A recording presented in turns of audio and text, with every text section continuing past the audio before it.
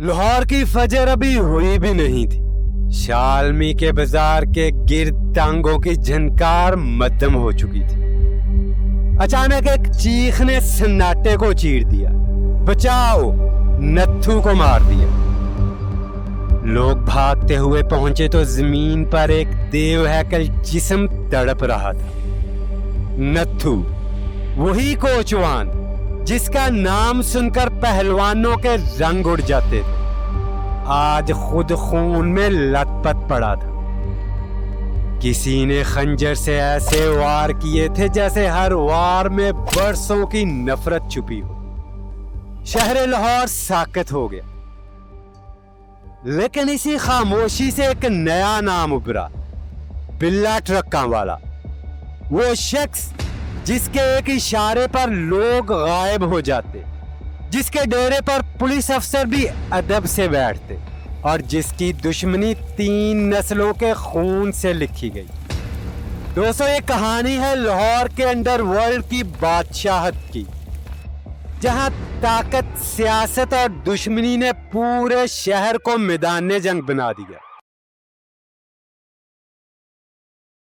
نتھو کا جنازہ ابھی مٹی میں بھی نہیں اترا تھا کہ لاہور کی گلیوں میں ایک اور نام گونجنے لگا، امیر الدین عرف بلا ٹرکاں والا۔ یہ وہ دور تھا جب لاہور کے ہر علاقے کا اپنا فیصلہ کرنے والا ہوتا تھا۔ کسی کا تنازع ہو، زمین کا جھگڑا یا خون کا بدلہ، فیصلہ تھانے نہیں، ڈیرے پر ہوتا تھا۔ بلے کا ڈیرا شالمی کے بیچوں بیچ تھا، لکڑی کی بھاری کرسی، دیواروں پر پہلوانوں کی تصویریں، اور دروازے پر کھڑے چرس پیتے کٹے ٹائپ لوگ۔ یہ وہ عدالت تھی جہاں منصف بھی بلا تھا اور سزا بھی۔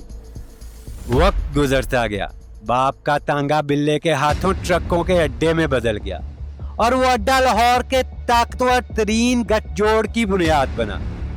سیاسی خاندانوں کے پیسے سے اٹھا یہ کاروبار آہستہ آہستہ جرم، سیاست اور پولیس کے گٹھ بندھن میں ڈھلنے لگا۔ پولیس افسر بلے کے ڈیرے پر چائے پیتے، سیاستدان اس کے اڈے پر معاہدے کرتے، اور بلے کے اشارے پر شہر کے نقشے بدلتے۔ یہ وہ لمحہ تھا جب لاہور میں جرم نے اپنی یونیورسٹی کھولی، اور بلا بن گیا اس کا پہلا پروفیسر۔ بلا ٹرکاں والا وہ بدماش تھا جس نے پستول کبھی ہاتھ میں نہیں لیا۔ اسے بندوق کی ضرورت نہیں تھی، کیونکہ اس کا اصل ہتھیار تھا اثر۔ کہنے کو وہ گڈز ٹرانسپورٹ کا بزنس مین تھا، مگر دراصل وہ فیصلوں کا کاروبار کرتا تھا۔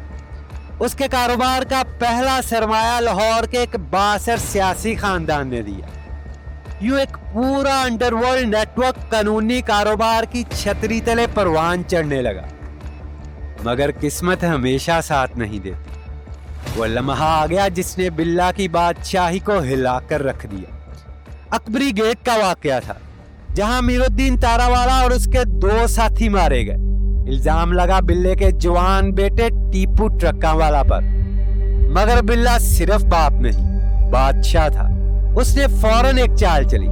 اس کے 2 سب سے وفادار گن مین، حنیف بابا اور شفیق بابا، جن کے باپ عید محمد برسوں سے اس کے ساتھ رہے تھے، انہیں بلے نے بلایا اور ایک وعدہ کیا، بیٹا تو نکل جائے گا، تم کیس قبول کرو، میں تمہیں چھڑوا لوں گا۔ حنیف نے وفاداری نبھائی، اپنا جرم قبول کیا اور جیل چلا گیا، لیکن وعدہ کبھی پورا نہ ہوا۔ 7 سال بعد جب حنیف جیل سے نکلا تو اس کے دل میں صرف ایک لفظ بچا تھا، بدلہ۔ اب وہ ملازم نہیں، دشمن بن چکا تھا۔ اپنے بھائی شفیق کے ساتھ اس نے قسم کھائی، بلا مرے گا وہیں جہاں اس کی بادشاہی چلتی ہے۔ اور پھر 1994 کی ایک صبح جب بلا فجر کی نماز کی تیاری کر رہا تھا، اسی کے ڈیرے پر اس کے 2 گن مینوں نے اسے گولیوں سے بھون ڈالا۔ شہر میں افواہیں گونجی، بلے کو اس کو اپنے بندوں نے مارا۔ مگر کہانی وہیں ختم نہیں ہوئی، اصل کھیل تو اب شروع ہوا تھا۔ حنیف اور شفیق بلا کے خون سے ہاتھ رنگ کر بھاگ نکلے اور جا پہنچے گوال منڈی، جہاں تیفی بٹ اور گوگی بٹ لاہور کی زمینوں، منڈیوں اور سیاست کے غیر اعلانیہ بادشاہ بن چکے تھے۔ یہ دونوں بٹ کزن ضرور تھے، मगर जोड़ी ऐसी कि शहर कांपता था। जमीनों पर कब्जे, मुजरमों को पनाह और ताकत के सौदे, यही उनका खेल था। और यहीं से शुरू हुई वो जंग जो 3 नस्लों तक खून मांगती रही। बिल्ला का कत्ल सिर्फ एक शख्स का कत्ल नहीं था, ये एक सल्तनत पर हमला था। और इस हमले ने जन्म दिया एक नए किरदार को, टीपू ट्रक्का वाला, जिस्म में बाप का खून, दिमाग में दुश्मनी और दिल में सिर्फ एक मकसद, बदला लेना है। बाप के कत्ल के बाद टीपू ने शालमी के डेरे को किले में बदल दिया। 24 घंटे मुसल्ला गार्ड्स, ऑटोमेटिक हथियार और सबसे खास शेर। टीपू पहलवानी का शौकीन था, अपने डेरे पर 10 शेर पाल रखे थे। शाम को वो खुद उनको कुल्फियां और गोश्त खिलाता। ये उसका अंदाज था लाहौर को दिखाने का कि बादशाह भी मरा नहीं। टीपू अनपढ़ था, अखबार सुनने के लिए मुलाजिम रखा हुआ था, लेकिन तल्लकात बनाने में किसी सियासतदान से कम न था। पुलिस के जूनियर अफसरान से लेकर बड़े अफसरान तक सब उसके डेरे पर आते। उन्हीं में एक नाम सबसे नुमाया था, एसपी अमानुल्लाह।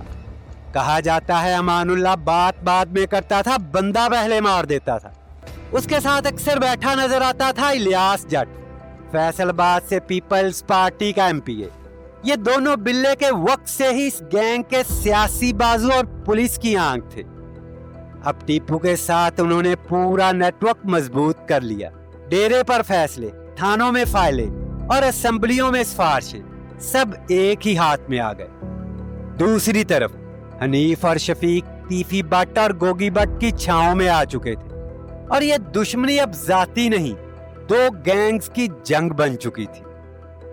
टीपू ने बाप से एक सबक सीखा था, धाक बिठाओ और खुद सामने मत आओ। इसलिए उसने बदले के लिए बंदूक नहीं उठाई, बल्कि पूरा निजाम हिला दिया।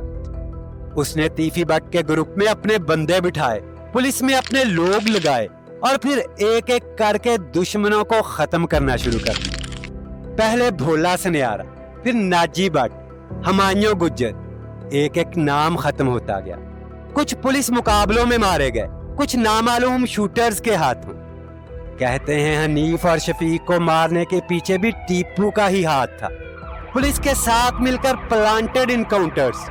टीपू का नाम अब खौफ की अलामत बन चुका था। 90 की दहाई का लाहौर, शाह आलम अकबरी शाहदरा, हर तरफ एक ही चर्चा, टीपू आ गया। दूसरी तरफ तीफी और गोगी बट भी पीछे हटने वाले नहीं थे।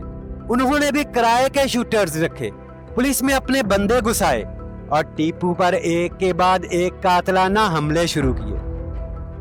टीपू के पास एक सुरमई शराड कार थी, जिस पर 3 बार हमला हुआ, मगर हर बार वो बच निकला।